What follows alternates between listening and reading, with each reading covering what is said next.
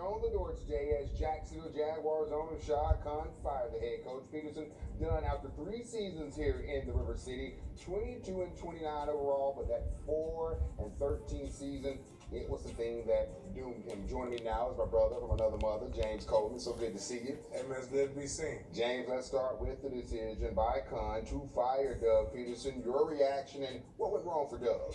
My reaction was what took us so long. It's great to do that. It's not for long.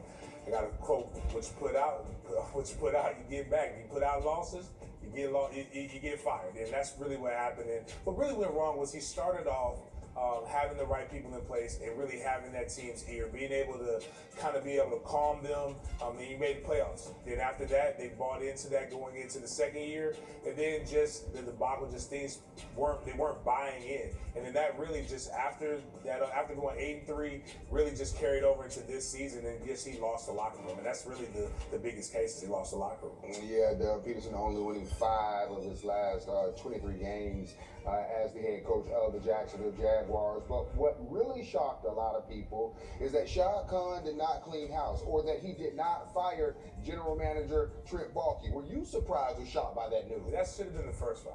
And that really would have set the stage for all of this stuff. But, I don't know what he has on him.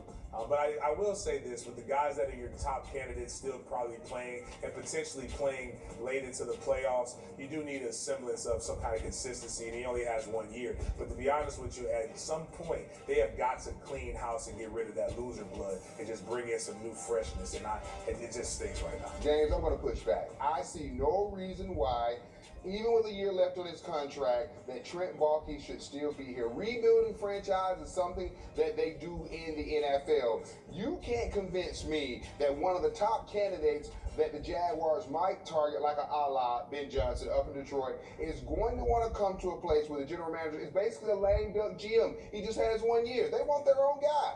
And I won't convince you. I don't know. I'm just really trying to make sense of all of this. Shad Khan is a very successful man. He's a successful businessman. I have no idea why he makes some of the decisions that he makes when it comes to football. If he just treated this like any other business, he would have been fired. Just again, don't look at it as football. Look at this as the executives of a Fortune 500 company.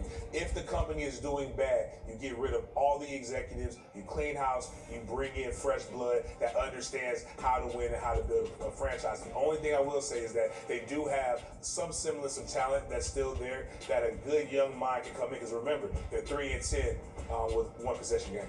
James Coleman, no matter who they hire as the head coach, his number 1 duty is going to take Trevor Lawrence from being middle of the road, inconsistent, to an elite quarterback.